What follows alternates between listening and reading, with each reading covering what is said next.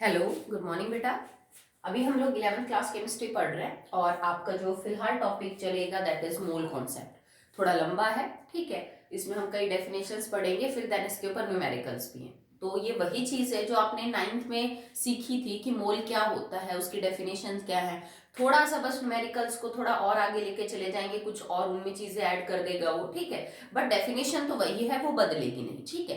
तो mole concept क्या है बेटा कि अभी तो हमारे पास बहुत इंस्ट्रूमेंट है like mass spectrometer. You can even measure the mass of one single atom of an element. आप किसी भी एक एलिमेंट के एटम का मास मेजर कर सकते हैं। ऐसे इंस्ट्रूमेंट हमारे पास अवेलेबल हैं, ठीक है। पहले हम रिलेटिव एटॉमिक मास यूज कर रहे थे, जैसे हम हाइड्रोजन के या ऑक्सीजन के कार्बन के कंपैरिजन को लेके, और फिर हम एलिमेंट्स का मास निकाल रहे थे कि कार्बन से ये 15 गुना भारी, ये 20 गुना भारी, ये 25 गुना भारी है।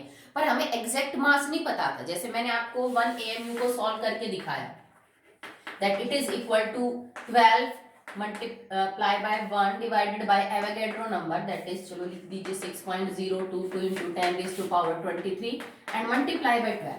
मैंने यहाँ पे आपको कार्बन के एक एटम का मास ये सोच के बताया कि बेटा 12 ग्राम के अंदर एवोगैड्रो नंबर ऑफ एटम है तो एक एटम का वजन कितना हो जाएगा।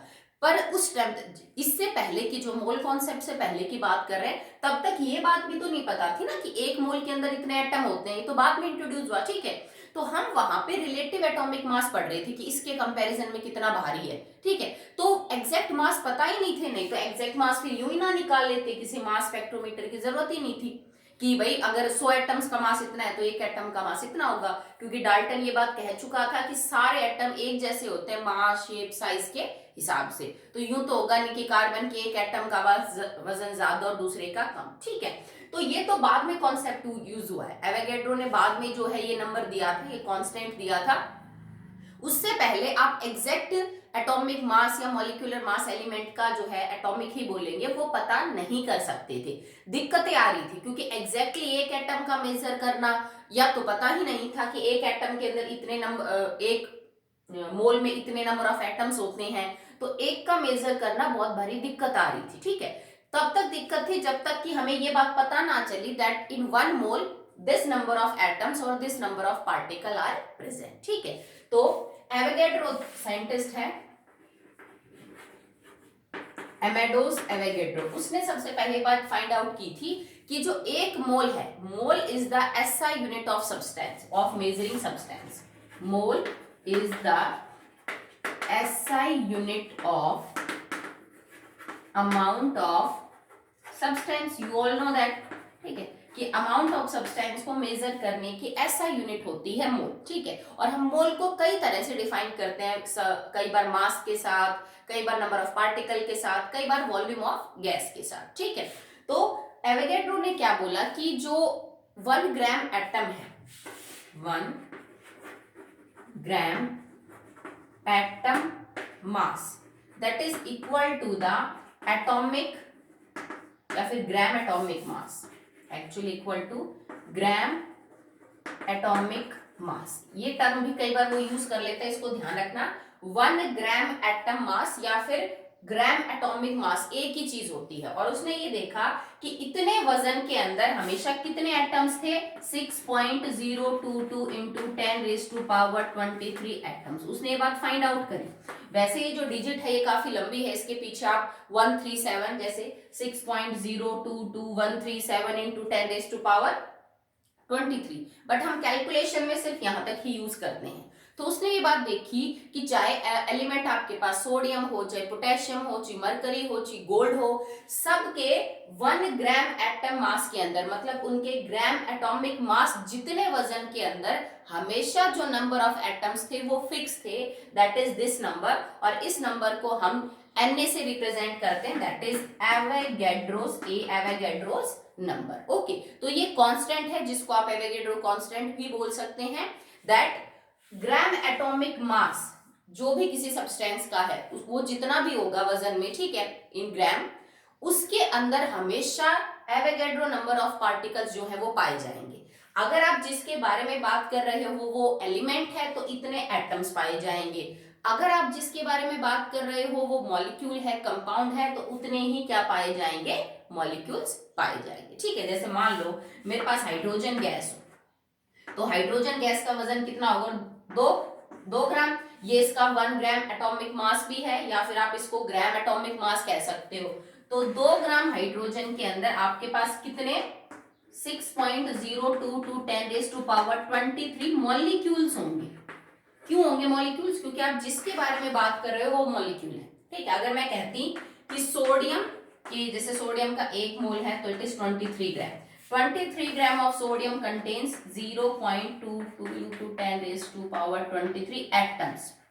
मतलब इतने एटम्स का टोटल वजन है 23 ग्राम, जो मैंने आपको लास्ट वीडियो में भी समझाया कि 1 मोल एटम का वजन होता है 23 ग्राम। यहाँ पे 1 मोल मॉलिक्यूल्स का वजन होगा 2 ग्राम। क्यों होगा, क्योंकि एक्चुअली में ये मॉलिक्यूल है जिसके बारे में हम बात कर रहे हैं। अगर आपको एटम निकालने हैं तो this number is multiply by the atomicity 2, तो दुगने एटम हो जाएंगे, क्योंकि भाई 2 एटम से मिलके एक मॉलिक्यूल बन रहा है। तो अगर मॉलिक्यूल 10 है तो एटम इसका मतलब 20 है। तो अगर इतने मॉलिक्यूल है तो मैं इसको एटोमिसिटी से गुना कर दूंगी, तो आपका आंसर क्या आ जाएगा, एटम्स में आ जाएगा। ठीक है, तो मतलब सबसे पहले एवोगैड्रो ने ये बात समझाई कि अगर किसी भी सब्सटेंस का आपने ग्राम एटॉमिक मास लिया है या फिर 1 ग्राम एटम मास लिया है, जो कि एक्चुअली उसका सिंपली ग्राम एटॉमिक मास है, उस वजन के अंदर हमेशा एक फिक्स नंबर ऑफ एटम्स पाए जाते हैं या फिक्स नंबर ऑफ पार्टिकल्स पाए जाते हैं। भाई एटम है तो वो पार्टिकल एटम हो जाएंगे, और अगर मॉलिक्यूल है तो वो मॉलिक्यूल हो जाएंगे। ठीक है, और उस कांस्टेंट को उसने एवोगैड्रो नंबर जो है वो दिया, and that is a fix quantity जिसको हम यहाँ पे रिप्रेजेंट कर रहे हैं। ठीक है, और जो मोल है, mole is the SI unit of the amount of measuring substance. किसी भी सब्सटेंस की मात्रा को मेजर करने के लिए हमारी जो स्टैंडर्ड यूनिट है वो क्या है बेटा, मोल है। इसको लिखा ऐसे जाता है यूनिट के फॉर्म में, हम इसको लिखेंगे इट इज MOL। ठीक है, and 1 mole contains always this number of particle. जैसे अगर मैं आपसे एक दर्जन की बात करूं, तो दर्जन का मतलब हमेशा क्या होगा, 12। भाई वो केले भी 12 हो सकते हैं, वो और कोई चीज भी 12 हो जा सकती है, पर मैंने अगर डजन बोल दिया इट सिंपली मीन्स 12। ठीक है, तो इसी तरह जब 1 मोल बोला जाएगा तो 1 mole means this number of particle. कौन से पार्टिकल है वो तो डिपेंड कर रहा है आप किसके बारे में बात कर रहे हो, पर एक चीज फिक्स है कि पार्टिकल्स का नंबर कितना होगा, 6.022 इंटू 10⁻23। बात समझ में आई। ठीक है, अब देखिए आगे कई बार हम क्या करते हैं बेटा कि जो मोल है उसके अलावा भी कुछ और इससे छोटे यूनिट्स यूज कर लेते हैं, तो उसको भी आपको थोड़ा उसके बारे में भी पता होना चाहिए। Sometimes we use millimoles and sometimes we use micromoles. तो वो कई बार न्यूमेरिकल्स में आ जाते हैं, मोल्स को मिलीमोल्स में कन्वर्ट करना, या स्पेशली आंसर ही पूछेगा find the answer in millimoles, तो उसका मतलब क्या है। तो देखो बेटा जो मिलीमोल है, तो मिली लगता ही कब है, व्हेन इट इज 10⁻³ तो 1 मिलीमोल इज इक्वल टू 10⁻³ मोल।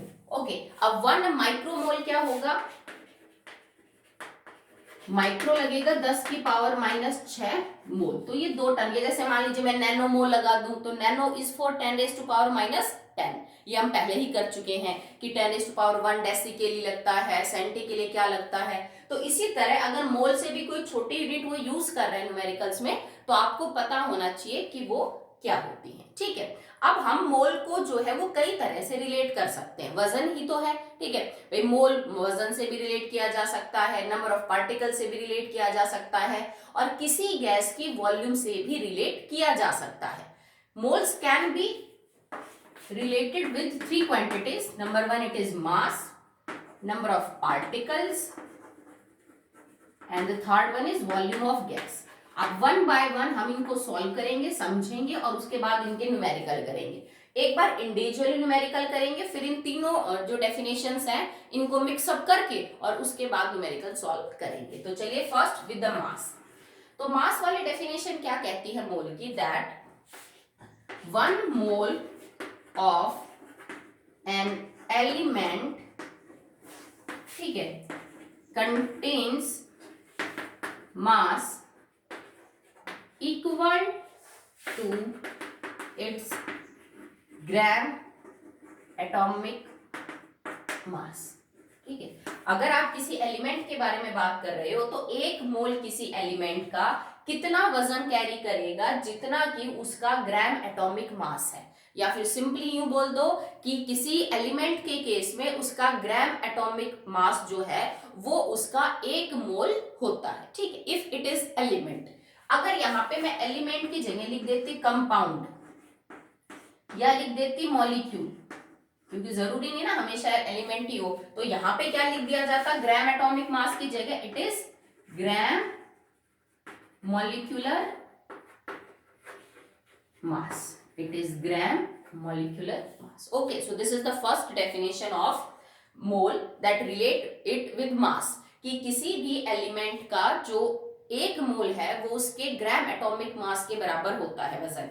अगर आपका कंपाउंड कोई मॉलिक्यूल या फिर कोई कंपाउंड है, ठीक है, तो उसका जो ग्राम मॉलिक्यूलर मास है, जो सारे एलिमेंट्स को आपस में जोड़ने से बनेगा, उसके बराबर उसका जो 1 मोल है वो होगा। जैसे फॉर एग्जांपल अगर मुझे पता करना हो 1 मोल ऑफ वाटर, तो वाटर के 1 मोल का वजन क्या है, इसका ग्राम मॉलिक्यूलर मास, क्योंकि ये मॉलिक्यूल है, 2 और 16 18 ग्राम। और क्योंकि मैं पीछे जी लगा रही हूँ, उसका मतलब हम किसके अंदर बात कर रहे हैं, इन ग्राम, मतलब ग्राम मॉलिक्यूलर मास के बारे में हम बात कर रहे हैं, ठीक है। नेक्स्ट अगर मुझे पता करना हो 1 मोल ऑफ CO2, तो कितना हो जाएगा, इट इज 44 ग्राम, कार्बन का 12 और 16 दूनी 32, ठीक है।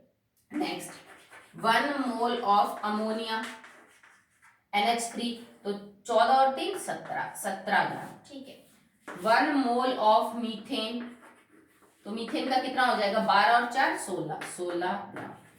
नेक्स्ट 1 मोल ऑफ NaCl, ठीक है। मैं जैसे यहाँ पे हम सारे कंपाउंड लेके चल रहे हैं, फिर मैं एलिमेंट बता दूंगी, तो मैं इन सब का ग्राम मॉलिक्यूलर मास लिख रही हूँ, ठीक है। NaCl का कितना हो जाएगा बेटा, 23 plus 35.5 that is 58.5 gram. 1 mole of CaCO3 calcium carbonate that is 100 ग्राम। तो ये इनका 1 मोल का वजन भी है और एक्चुअली में ये इनका ग्राम मॉलिक्यूलर मास भी है। सो नेक्स्ट इज, अगर मान लीजिए आपके पास कुछ एलिमेंट्स हो like 1 mole of sodium, then it will be 23 gram, क्योंकि मैं लिख रही हूँ 1 मोल सोडियम के अंदर इतना अमाउंट ऑफ सब्सटेंस होगा कि उन सब का वजन मिला के 23 ग्राम होगा, जो कि इसका ग्राम एटॉमिक मास है। अगर तुमसे कोई एटॉमिक मास पूछे, एटम का mass, atomic mass means atom का मास, तो आप लिखोगे that is 23 mu. I hope last video में मैं आपको क्लियर कर चुकी हूँ that what is the difference between 23 gram and 23 mu.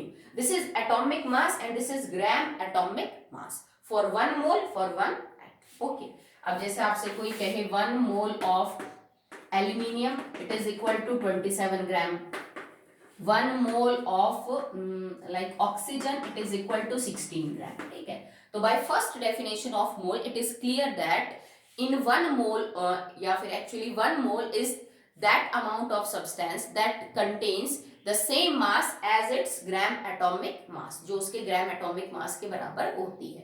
if it is atom then it is gram atomic mass, अगर ये molecule या compound है तो हम बोल देंगे it is gram molecular mass, ठीक है। जैसे मैंने आयनिक केस में बताया था, अगर आपका कंपाउंड आयनिक है तो वहां पे हम फॉर्मूला मास यूज करते हैं, तो कोई बात नहीं, आप वहां पे ये भी लिख सकते हो कि फॉर एन आयनिक कंपाउंड उसका जो 1 मोल है वो उसके formula mass, gram formula mass के बराबर क्या रखेगा बेटा, वजन रखेगा। कई बार एक वर्ड और यूज कर लेते हैं 1 ग्राम मोल, ठीक है। तो 1 ग्राम मोल का मतलब क्या हो जाएगा, इट कंटेन्स एवोगैड्रो, जैसे 1 gram of moles means molecular mass in grams, तो आप इसको लिख सकते हो इट इज मॉलिक्यूलर मास इन ग्राम या फिर gram molecular mass, it is gram molecular mass, ठीक है। कई बार ये शब्द यूज कर लेते हैं, यू गेट कंफ्यूज कि ये क्या चीज आ गई। 1 ग्राम मोल का मतलब होता है molecular mass in terms of gram, और देखो मॉलिक्यूलर मास बोला मैंने, एटॉमिक नहीं बोला, तो इसका मतलब हम किसी मॉलिक्यूल या कंपाउंड की बात कर रहे हैं। तो 1 ग्राम मोल के अंदर कितने मॉलिक्यूल होंगे, एवोगैड्रो नंबर ऑफ मॉलिक्यूल्स उसमें मिलेंगे, ठीक है। सो 1 ग्राम एटम इज 1 मोल, ठीक है, and 1 gram mole is equal to molecular mass of the substance जो भी आपने ले रखा है, जिसमें एवोगैड्रो नंबर ऑफ पार्टिकल्स होंगे। अगर ये बोल देता 1 किलो, तो किलो के लिए क्या हो जाता है, जैसे 1 ग्राम नहीं 1 किलोग्राम मॉलिक्यूल बोलता, 1 किलोग्राम मोल। तो इसका मतलब क्या हो जाता है, दिस किलो के लिए और क्या कर दे, मल्टीप्लाई बाय 10⁻3। तो अब ये क्या हो जाता, 6.022 इंटू 10⁻26 मॉलिक्यूल्स हो जाते हैं, क्योंकि हमने किलो बोला ना, तो 10⁻3 और क्या कर देते, उसको उसके साथ मल्टीप्लाई कर देते। ठीक है, अब इसमें बहुत सारे क्वेश्चन बनते हैं आपसे, जैसे कुछ भी निकलवा सकता है वो कि बेटा Na2CO3 के 0.5 मोल का कितना मास होगा। ठीक है, तो सबसे पहले आप क्या करोगे, Na2CO3 का मॉलिक्यूलर मास कैलकुलेट आउट करोगे। कैसे, सोडियम का 2, 23 का 2 से करेंगे तो 46, प्लस में कार्बन का 12 और 3 ऑक्सीजन का 16, 48। आप इसको सॉल्व करेंगे, आई होप ये आएगा आपका 106 के आसपास आएगा। ठीक है, चलो 8 9 ठीक है, 106 आया। तो 106 इसका ग्राम मॉलिक्यूलर मास आ गया। तो एक मोल तो इसी के बराबर हो गया भाई, 106 ग्राम इज इक्वल टू 1 मोल। आपसे आधा मोल पूछा जा रहा है, तो आधा मोल में कितना वजन होगा, डिवाइडेड बाय 2, तो दैट विल बी 53 ग्राम। ठीक है, अब ये आयनिक कंपाउंड था, तो आप यहाँ पे फॉर्मूला मास भी यूज कर सकते थे, आप चाहो तो यहाँ पे क्या यूज कर सकते हो, ग्राम मॉलिक्यूलर मास भी यूज कर सकते हो। एक और चीज जो आपको काम आएगी आगे न्यूमेरिकल्स में, वो ये देखिए, जैसे आपसे कोई आयनिक कंपाउंड दे दे, मैं आपसे ये कहूं आई हैव 1 मोल सोडियम कार्बोनेट, इसका क्या मतलब है, 1 मोल सोडियम कार्बोनेट का मतलब है it contains how many moles of Na positive and how many moles of CO3 2 negative. So आपको ये बात समझ में आनी चाहिए। देखो, अगर मेरे पास 1 मोल सोडियम कार्बोनेट है, तो इसका मतलब एक्चुअली में कितने मॉलिक्यूल है सोडियम कार्बोनेट के, सो आप लिख सकते हो इसको, I have 6.022 into 10⁻23 molecules of Na2CO3। अब मैं तुमसे ये पूछूं बेटा, अच्छा ये बताओ इसमें सोडियम आयन कितनी है एक्चुअली में, और CO3 नेगेटिव आयन कितनी है। अब तुम एक बात पता चल रही भाई, एक Na2CO3 में 2 सोडियम आयन है, और एक Na2CO3 में एक CO3 2 नेगेटिव आयन है। तो अगर एक में ये 2 है और एक में ये 1 है, तो इतने में सोडियम आयन दुगनी हो जाएंगी इसकी, समझ रहे हो। So this number of molecule will contain 2 multiply by 6.022 into 10⁻23। अब मॉलिक्यूल्स नहीं, अभी आयंस हो गई, ions Na positive, and it contains 6.022 into 10⁻23 ions CO3 2 negative. बात समझ में आई कि अगर मेरे पास सोडियम कार्बोनेट का 1 मोल है, तो एक्चुअली में उसके 1 मोल में 2 इंटू में एवोगैड्रो नंबर ऑफ आयंस तो Na पॉजिटिव है, और Avogadro number of ions CO3 2 negative है। इसी चीज को मैं सॉल्व करके यू भी तो लिख सकती हूँ ना, it contains 2 moles of Na positive and it contains 1 mole of CO3 2 negative. तो आपको आगे ये चीज न्यूमेरिकल्स में काम आएगी कि इस कंपाउंड के 1 मोल के अंदर मेरे पास 2 मोल तो Na पॉजिटिव है, और क्या है, 1 मोल CO3 2 नेगेटिव। ठीक है, ये नहीं कि आपको मैडम इसमें तो 2 ही है, 2 नहीं बेटा, वो तो एक मॉलिक्यूल में 2 Na पॉजिटिव है। अगर 1 मोल आपके पास है, तो उसमें दुगने मोल्स होंगे Na पॉजिटिव के, और उसमें 1 मोल होगा किसका, CO3 2 नेगेटिव आयन का। क्लियरली आपको समझ आ रहा है। ठीक है, इस टाइप के न्यूमेरिकल मिलेंगे आपसे, वो या तो मास देख के मोल्स निकलवाएगा, या फिर मोल्स देके आपसे क्या निकलवा लेगा, जो है वो मास निकलवाएगा। जैसे यूं कहते हैं 5 मोल वाटर है, उसका निकालिए बेटा आप कितना वजन होगा। तो देखो 1 मोल का कितना हो जाएगा, जो इसका ग्राम मॉलिक्यूलर मास है दैट इज 18। तो 5 मोल का कितना हो जाएगा, 18 multiply by 5 that will be 90 ग्राम। या तो मास देख के मोल निकलवाएगा, या मोल देख के क्या निकलवाएगा, आपसे मास निकलवाएगा। ठीक है, आगे देखिए आप,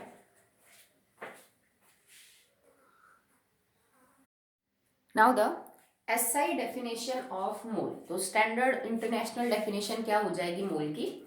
so now it is that amount of substance, ठीक आप कह सकते हो, it is an amount of substance that contains the same number of particle that is present in 12 gram of C12 isotope of carbon. Okay, so it is that amount of substance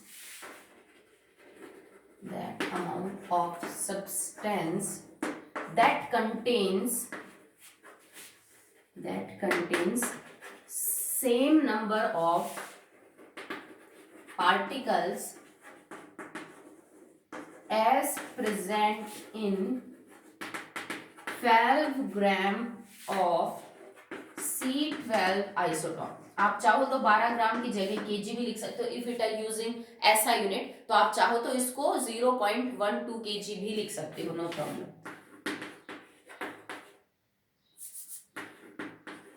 0.012 KG, ठीक है, ताकि आप इसको जो है वो KG के अंदर एक्सप्रेस कर सको, बिकॉज ऐसा यूनिट मास की वही है।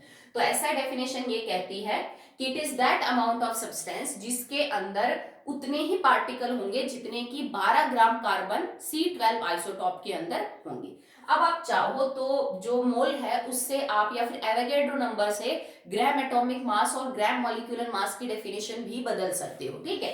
अगर आप एवोगैड्रो नंबर यूज कर रहे हो तो नाउ ग्राम एटॉमिक मास क्या हो जाएगा, gram atomic mass is equal to mass of Avogadro number, mass of या सीधा लिख लो 6.00 into 10⁻23 एटम्स। भाई ग्राम एटॉमिक मास किसी भी सब्सटेंस का क्या हो जाएगा, it is the mass of Avogadro number of atoms in gram. भाई ग्राम के अंदर एवोगैड्रो नंबर ऑफ एटम्स सबका क्या मतलब मास है, उनको जोड़ लिया तो वो उसका ग्राम एटॉमिक मास हो गया।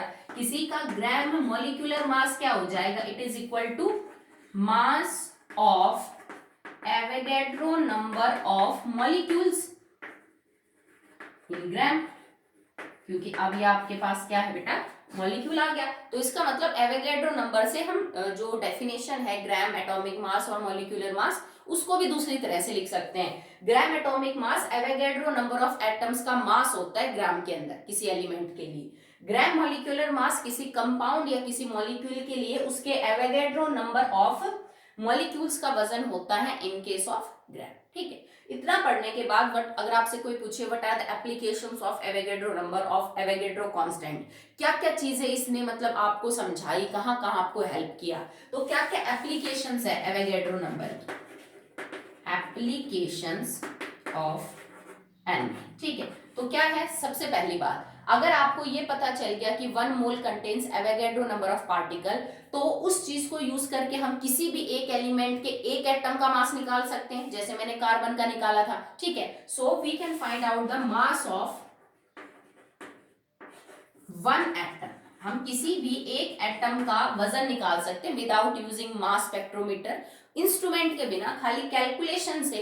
अगर आपको एवोगैड्रो नंबर पता है तो हम ये निकाल सकते हैं कि एक्चुअली में उसका जो एक एटम का है उसका कितना वजन होगा। आप ग्राम एटॉमिक मास या फिर ग्राम मॉलिक्यूलर मास भी निकाल सकते हो। जैसे मान लो कोई अननोन एलिमेंट है, कोई अननोन कंपाउंड आपके लिए जिसका आपको फॉर्मूला वगैरह कुछ नहीं पता, आपको उसका एटॉमिक मास या फिर ग्राम मॉलिक्यूलर मास निकालना हो तो कैसे निकालेंगे, तो आप उस एलिमेंट के एक एटम का मास निकाल के फिर उसके बाद उसको मल्टीप्लाई कर दीजिए बाय द एवोगैड्रो नंबर, तो वो उसके 1 मोल एटम का वजन हो गया। और 1 मोल एटम का वजन किसके बराबर हो जाएगा, ग्राम एटॉमिक मास, ठीक है। कोई अननोन कंपाउंड आपके लिए, आपको नहीं पता, ठीक है, तो आप क्या करोगे, उस अननोन कंपाउंड के एक मॉलिक्यूल के मास को एवोगैड्रो नंबर से मल्टीप्लाई करोगे, आ जाएगा 1 मोल का मास। 1 मोल का मास किसके बराबर हो जाएगा, उसके ग्राम मॉलिक्यूलर मास के बराबर जो है वो हो जाएगा, ठीक है। We can find out the size of atom. Avogadro number से आप एटम का साइज भी पता कर सकते हो। कैसे पता कर सकते हो, आगे न्यूमेरिकल्स में आएगा। हम यहाँ पे एटम को गोल मान के चलेंगे और उसकी रेडियस निकालेंगे। भाई गोल चीज का जो साइज है वो तो रेडियस से ही पता करते हैं। तो एटम को स्फेरिकल मान के एवोगैड्रोस कांस्टेंट को यूज करके हम किसी भी एटम की जो रेडियस है उसको भी क्या कर सकते हैं बेटा, कैलकुलेट आउट कर सकते हैं, ठीक है। So these are the applications of Avogadro's number. Avogadro number आने के बाद आप एक सिंगल एटम का मास, किसी मॉलिक्यूल का, किसी का ग्राम मॉलिक्यूलर मास, किसी का ग्राम एटॉमिक मास, ठीक है, मतलब विदाउट यूजिंग द इंस्ट्रूमेंट पता कर सकते हो। इंस्ट्रूमेंट से तो निकल ही जाएगा, पर आप सिंपल पेपर कैलकुलेशन करके भी इन सबको क्या कर सकते हो, सॉल्व कर सकते हो। You can find out the size of atom actually, ठीक है। और एक और ऐड कर सकते हो इसमें कि हम एएमयू को भी सॉल्व कर सकते हैं, जो मैंने आपको लास्ट टाइम करके दिखाया। वहां पे मैंने एवोगैड्रो नंबर को यूज किया था ना, बट एक्चुअली ये तो अभी इंट्रोड्यूस हो रहा है। तो अब हम 1 AMU को भी सॉल्व कर सकते हैं कि एक्चुअली उसकी वैल्यू किसके बराबर होती है। Okay, so now by definition what is 1 AMU? It is 1/12 of the mass of 1 atom of C12 isotope. So हमने लिखा 1/12 मल्टीप्लाई बाय, अब कार्बन 12 के एक एटम का मास कितना हो जाएगा 12 बटे में एवोगैड्रो नंबर। ठीक है, ये हमने मोल कॉन्सेप्ट से यूज किया क्योंकि एवोगैड्रो नंबर ऑफ एटम्स का टोटल मास है 12 ग्राम, तो एक एटम का कितना वजन हो जाएगा 12 बटे में एवोगैड्रो। हमने इसको सॉल्व किया तो 1 में एवोगैड्रो नंबर हमने रखा, तो आपका आंसर आ जाएगा समथिंग 1.66 इंटू 10⁻⁻24 ग्राम। आप चाहो तो इसको केजी में भी एक्सप्रेस कर सकते हो, फिर वो 27 हो जाएगा। ठीक है, अगर आपको केजी में एक्सप्रेस करना है 1.66 इंटू 10⁻⁻27 kg। तो ये जो वैल्यूज निकल के आई है 1 AMU की, इसको निकालने में भी हमने एवोगैड्रो नंबर ही यूज किया है। क्यों? क्योंकि आपको मास of 1 atom of carbon 12 isotope put करना था, जो कि मास स्पेक्ट्रोमीटर के अलावा अगर ये टर्म नहीं होती तो आप नहीं पता कर सकते थे। ठीक है, इसको रख के हमने यहाँ पे 1 AMU की जो वैल्यू है उसको भी क्या कर लिया बेटा, फाइंड आउट कर लिया। ठीक है, अब इस कॉन्सेप्ट के ऊपर आपके न्यूमेरिकल्स हैं। ठीक है, कि जो आपने मास वगैरह किया है, पर एक्चुअली में साथ साथ ही कर लेते हैं, 2 और डेफिनेशन है, फिर इकट्ठे एक साथ न्यूमेरिकल कर लेंगे। ठीक है, तो चलिए देखिए, अब हम मोल कॉन्सेप्ट के सेकंड डेफिनेशन के ऊपर आ रहे हैं, जो कि एक्चुअली हो चुकी है अभी। ठीक है, अगर आप देखो तो 1 मोल ऑफ एन एलिमेंट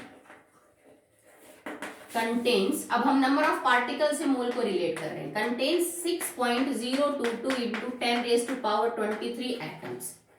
अगर आपके पास कोई एलिमेंट है तो उसके एक मोल के अंदर एवोगैड्रो नंबर ऑफ एटम्स होंगे। If 1 mole of a molecule और compound is present, then it contains Avogadro number of molecules. ठीक है, ये वैसे मैं पीछे आपको समझा चुकी हूँ। This is the second definition that relate number of particle with the mass. अगर आपके पास कोई मॉलिक्यूल है, आपको उसके अंदर, जैसे मॉलिक्यूल तो आप निकाल लोगे कि भाई इतने वजन में कितने मॉलिक्यूल हैं। अगर आपको मॉलिक्यूल्स नहीं एटम पता करने हैं मॉलिक्यूल के केस में भी, तो आप क्या करोगे, मॉलिक्यूल्स को मल्टीप्लाई कर दोगे विद द एटॉमिसिटी, तो आप नंबर ऑफ एटम्स जो है वो दे सकते हो। Now the third definition of the mole at STP condition. अब STP क्या है, it is standard temperature and pressure. यहाँ पे हम टेम्परेचर लेंगे 0 degree Celsius, that is 273 kelvin. Pressure आपका हो जाएगा 1 atm, 1 एटमॉस्फेयर। ठीक है, इसके ऊपर at STP condition all gases, इसको लिखिए 1 mole of any gas occupies 22.4 litre volume. ठीक है, तो क्या कहती है थर्ड डेफिनेशन कि STP कंडीशन के ऊपर किसी, मतलब 0 डिग्री सेल्सियस टेम्परेचर पे और 1 एटमॉस्फेरिक प्रेशर पे किसी भी गैस का, कोई भी गैस हो सकती है, उसका जो 1 मोल है वो हमेशा कितनी जगह घेरेगा, that will 22.4 litre of volume will be occupied by any gas if आपने उसका 1 मोल लिया है और आपने कंडीशंस को स्पेसिफाई कर रखा है कि टेम्परेचर आपका ये है और आपका प्रेशर जो है वो ये है। ठीक है, अब एक चीज तो आपको यहाँ पे ध्यान रखनी है, दैट इज दिस, कई बार प्रेशर जो है वो बुक्स के अंदर 1 atm की जगह यहाँ पे 1 बार लिखा मिल जाता है। ठीक है, बार, पास्कल, टोर, mm, atm, ये सब बेटा प्रेशर की यूनिट्स होती हैं। ठीक है, तो 1 atm की जगह अगर 1 बार लिखेंगे, आप यूनिट हल चेंज करोगे तो दोनों वैसे तो इक्विवेलेंट माने जाते हैं, 1 bar is equal to 1 atm, पर थोड़ा बहुत डिफरेंस है। तो ये जो वॉल्यूम है ना, ये भी आपकी 22.4 लीटर है वो नहीं रहेगी। ठीक है, होता क्या है बेटा, this is the relationship 1 atm is equal to 1.01 bar. भाई देखो इक्विवेलेंट मान सकते हो बट एग्जैक्टली इक्विवेलेंट तो नहीं है ना।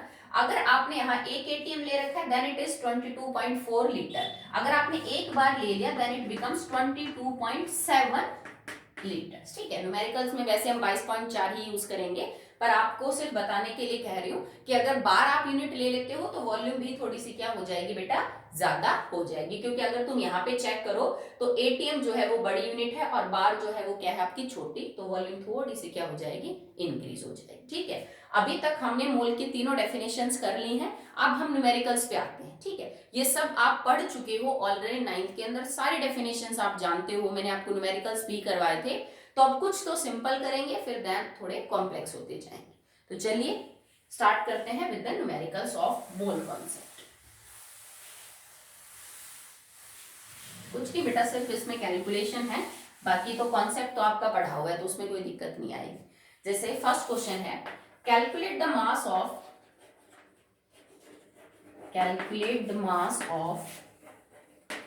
One atom of silver. Silver के एक एटम का जो मास है वो आप पता करिए। ठीक है, और आपको यहाँ पे जैसे सिल्वर का जो एटॉमिक मास है बेटा वो पता होना चाहिए, मैंने आपको बोला भी था कि इन कुछ एलिमेंट्स का याद कर लेना, काम आएगा। तो हमें इतना पता है, that is gram atomic mass of silver is 108 ग्राम। वैसे ये 107.9 होता है एग्जैक्टली। अगर आपको कहीं किसी न्यूमेरिकल में दे रखा हो कि 107.9 तो वही लेके चलना, नहीं दे रखा हो तो हम अपनी मर्जी से थोड़ी कैलकुलेशन सिंपल करने के लिए उसको 108 जो है वो ले सकते हैं। ठीक है, एटॉमिक मास हो जाएगा इसका 108 म्यू और ग्राम एटॉमिक मास हो जाएगा 108 ग्राम। ओके, अब हमें ये बात पता है, आपको पता करना है एक एटम का वजन कितना है। सो by mole definition 6.022 into 10 raised to power 23 atoms have mass 108 gram. So one atom have mass divided by 6.022 into 10 raised to power 23। Answer आपका ग्राम में आ जाएगा, आप इसको सॉल्व कर लेना। 108 बटे में एवोगैड्रो नंबर। ठीक है, तो पावर तो सीधी ऊपर चली जाएगी, 10 की power -23। You have to solve 108 divided by 6.022, आपका आंसर आ जाएगा। ठीक है, आपसे कोई ये कहे calculate mass of one molecule of carbon dioxide. Carbon dioxide के एक मॉलिक्यूल का वजन पता करके दिखाओ। ऊपर एलिमेंट था तो हमने एटम का पता कर लिया था, अब इसमें भी सेम चीज यूज करोगे। 6.022 into 10 raised to power 23 molecules का वजन कितना है कार्बन डाइऑक्साइड में, दैट इज 44 ग्राम, क्योंकि ये इसका ग्राम मॉलिक्यूलर मास है। तो एक मॉलिक्यूल का वजन कितना हो जाएगा divided by the Avogadro number. ठीक है, तो वही 10 की पावर -23 और आपको 44 बटे 6.022 जो है वो क्या करना है, इसको सॉल्व करना है। आपका आंसर आ जाएगा इन ग्राम, बिकॉज यूनिट इज ग्राम। ठीक, चलिए आगे देखिए और numericals.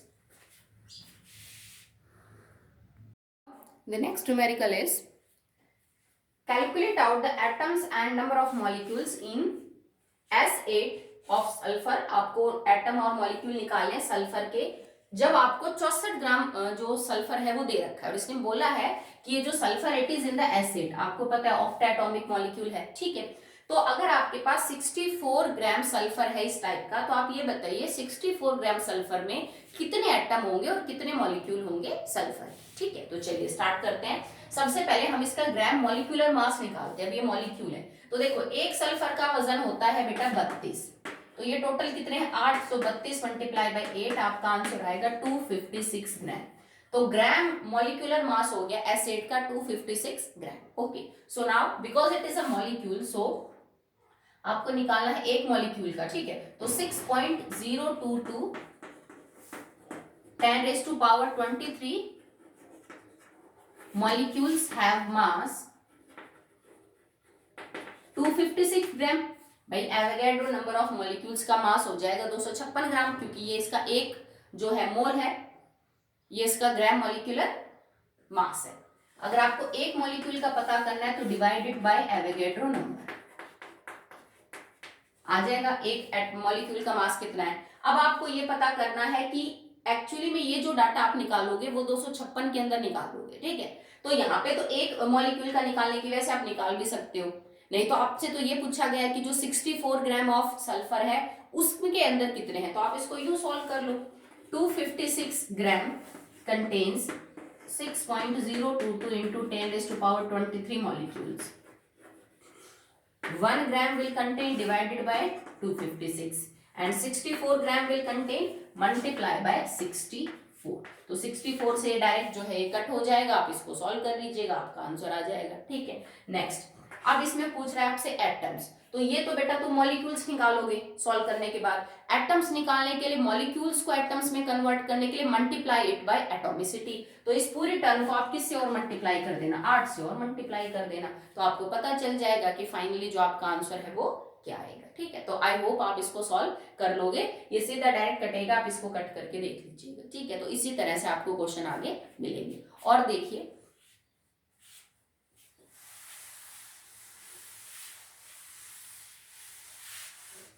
next is calculate the number of atoms,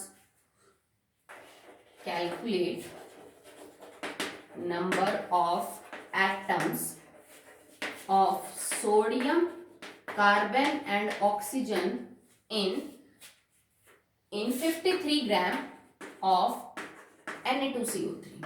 आपके पास सोडियम जो कार्बोनेट है वो 53 ग्राम है, और 53 ग्राम सोडियम कार्बोनेट में कितने एक्चुअली में एटम सोडियम के, कितने कार्बन के और कितने ऑक्सीजन के, आपको ये पता करना है। ठीक है, तो देखो पहले सबसे पहले मैं इसका मॉलिक्यूलर मास निकालूंगी। तो अभी हमने इसको सॉल्व किया था, ये आया था 106 gram. 106 gram is equal to 1 mole, पर आपको दे रखा है 53 gram. It means I have 0.5 mole of Na2CO3। मुझे ये बताना है कि अगर मेरे पास 0.5 मतलब आधा मोल Na2CO3 का है, तो उसमें कितने सोडियम, कितने कार्बन और कितने ऑक्सीजन है। अब आप अपना डाटा 1 मोल के हिसाब से चेक करिए। If I have 1 mole of sodium carbonate, then I have 2 moles of sodium atom, 1 mole of carbon atom and 3 mole of oxygen atom। ठीक है, मैंने आपको अभी जस्ट इसी का एग्जांपल लेके समझाया भी था। अगर आप इसके 1 मोल को देखिए तो 1 मोल में मेरे पास 2 मोल तो सोडियम के एटम है, 1 मोल कार्बन का एटम है और 3 मोल किसके हैं, ऑक्सीजन के एटम है। आपको पता ये करना है कि एक्चुअली में कि आधे मोल में कितने होंगे। तो आधे मोल में कितने हो जाएंगे इसके, 1 मोल ऑफ सोडियम एटम। ठीक है, इसके कितने हो जाएंगे, half mole of carbon atom, और इसमें कितने हो जाएंगे, देखो आप इसको 3/2 कर दीजिए या फिर 1.5। ठीक है, आप इसको लिख सकते हो 1.5 मोल ऑफ ऑक्सीजन एटम। अब आपसे तो नंबर पूछ रहा है, हमने तो आंसर अभी मोल में निकाला है, तो मोल को नंबर में कन्वर्ट करने का क्या मेथड है, multiply it by Avogadro number. So here अगर हम 1 से एवोगैड्रो नंबर को मल्टीप्लाई करेंगे तो 6.022 into 10⁻23 एटम्स। यहाँ पे अगर आप बटे में 2 करोगे एवोगैड्रो नंबर के तो 3.011 into 10⁻23 एटम्स ऑफ कार्बन, और यहाँ पे 1.5 या आप यूं कर सकते हो 3/2 से करेंगे तो आपका आंसर सॉल्व कर लीजिएगा जो भी आता है, 6.022 into 10⁻23 एटम। ठीक है, वो ये भी पूछ सकता था बेटा इसके 1 मोल में कितने होंगे, तो आंसर सीधा हो जाता। वो कह देता इसके 10 मोल में कितने सोडियम, कितने कार्बन और कितने ऑक्सीजन होंगे।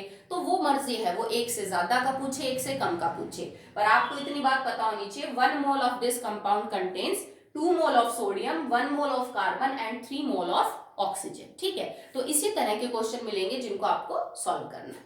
अब 1-2 वॉल्यूम वाले और कर लेते हैं जो वॉल्यूम के ऊपर बेस्ड हैं। तो पहले बेटा आप जो बुक में सॉल्व है ना उनको करेंगे, then you will go with the unsolve. ठीक है, तो बुक में जिस भी एक्सरसाइज के जो भी सॉल्व क्वेश्चन है पहले आप उनको कंप्लीट करेंगे, फिर आप करेंगे कौन से, unsolve question. Calculate the number of molecules, आपको नंबर ऑफ मॉलिक्यूल्स निकालने हैं। ठीक है, इन ऑफ 350 सेंटीमीटर क्यूब आपके पास अमोनिया है एट एसटीपी कंडीशन।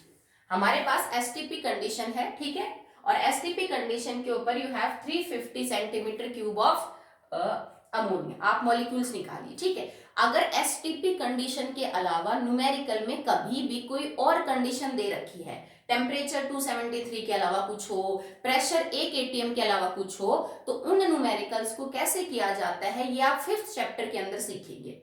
तो हमारे सिलेबस में जो चैप्टर नंबर 5th है उसमें एक फॉर्मूला यूज करेंगे हम, that is P1V1 upon T1 is equal to P2V2 upon T2।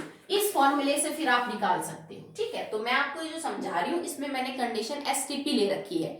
अगर विदाउट एसटीपी कोई भी न्यूमेरिकल आता है तो उसको एसटीपी में कन्वर्ट करने के लिए हमें ये फॉर्मूला यूज करना पड़ता है। जो कहां से निकल के आया, उसका क्या मतलब है, वो आप 5th चैप्टर में समझेंगे। तो अभी के लिए इन एक दो न्यूमेरिकल्स को आप छोड़ सकते हो, तब आपको समझ आ जाएगा जब हम वो डेरिवेशन करेंगे। ओके, सो देखिए आपको निकालने कितने मॉलिक्यूल्स होंगे। ठीक है, तो सबसे पहले आपको सेंटीमीटर क्यूब का मतलब है 1 centimetre cube is equal to 1 millilitre.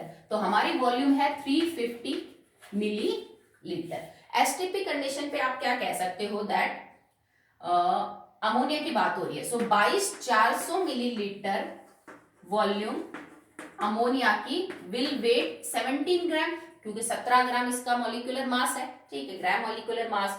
तो 22,400 मिलीलीटर वॉल्यूम 17 ग्राम, या समझ लो कि 17 ग्राम जो अमोनिया है वो इतनी वॉल्यूम ऑक्यूपाई करेगी एसटीपी कंडीशन पे। तो 1 मिलीलीटर कितना होगा, डिवाइडेड बाय 22,400। और आपको पता कितना करना है, 350 ml, तो आपने मल्टीप्लाई कर दिया विद द 350 ml। तो ये आप क्या निकाल दोगे, ये तुम्हारा वजन आ जाएगा कि एक्चुअली में एसटीपी कंडीशन पे अगर मेरे पास अमोनिया 350 मिलीलीटर है तो उसमें कितना वजन है, ये तुम्हारा वजन आ जाएगा। समझ रहे हो। अब आप इसको कैसे सॉल्व करोगे, आपको नंबर ऑफ मॉलिक्यूल्स निकालने, तो आप इसको ऐसे सॉल्व करोगे। 17 gram ammonia contains how many molecules, 6.022 into 10 raised to power 23 molecules। ठीक है, सो 1 ग्राम विल कंटेन डिवाइडेड बाय 17। और तुम्हारे पास आया आंसर कितना है कि भाई 350 वॉल्यूम के अंदर इतना वजन है, तो इतना ग्राम क्या करेगा, 17 मल्टीप्लाई बाय 350 डिवाइडेड बाय 2440। इतने वजन के अंदर कितना होगा, multiply this term by this, तो आपका आंसर आ जाएगा कि 350 centimetre cube of ammonia STP पे एक्चुअली कितने नंबर ऑफ मॉलिक्यूल्स जो है उसको पोजेस करेंगे। ठीक है बेटा।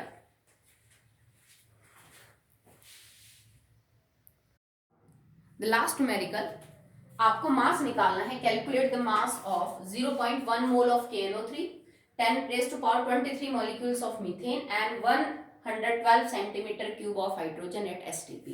तो इतने मोल KNO3 का वजन निकालने के लिए सबसे पहले मुझे 1 मोल का वजन पता होना चाहिए। तो 1 मोल का वजन कैसे निकालेंगे, 39 प्लस में 14 प्लस में हो जाएगा 16 3 48, ये आपके 1 मोल का वजन है। ठीक है, इसको जोड़ लेना और उसको मल्टीप्लाई कर देना 0.1 से, तो आपको पता चल जाएगा, क्योंकि 1 मोल का वजन उतना है तो 0.1 मोल का कितना होगा, गुणा में 0.1। ठीक है, 10 की पावर 23 मॉलिक्यूल्स मीथेन के अंदर कितना वजन है, तो आप लिखोगे 6.022 into 10 raise to power 23 molecules methane के कितना वजन कैरी करते हैं, 16 ग्राम, क्योंकि ये इसका ग्राम मॉलिक्यूलर मास है। एक मॉलिक्यूल कितना वजन कैरी करेगा, डिवाइडेड बाय दिस, और 10 की पावर 23 कितने करेंगे, गुणा में 10 की पावर 23, तो इससे ये कट जाएगा। You have to solve 16 divided by 6.022 कर लेंगे। Next 112 centimetre cube of hydrogen, तो इसका मतलब 112 मिलीलीटर हाइड्रोजन। तो आप इसको कैसे सॉल्व करेंगे, 22 मिलीलीटर है ना, तो आप इसको भी मिलीलीटर में लिख लो। ठीक है, 22,400 मिलीलीटर के अंदर वजन है, क्योंकि हाइड्रोजन गैस है 2 ग्राम। 1 मिलीलीटर के अंदर वजन होगा बटे में 22,400, और 112 मिलीलीटर के अंदर वजन होगा गुणा में 112। आप इसको सॉल्व कर लेंगे। ठीक है, तो आज को होमवर्क यही रहेगा बेटा कि जितने भी सॉल्व एग्जांपल्स हैं मोल कॉन्सेप्ट के, 10 है, 9 है, 11 है, 12 है, मैंने 5 के आसपास तो करवा दिए हैं, 5-6 वो आप सॉल्व करके देखना। सारे के सारे सॉल्व न्यूमेरिकल्स आपकी फेयर कॉपी में होने चाहिए, पहले वो समझ में आएंगे, then we will go with the unsolve. तो कल हम कोई डाउट है तो पहले डाउट लेंगे और उसके बाद फिर अनसॉल्व स्टार्ट करेंगे मोल कॉन्सेप्ट। ओके।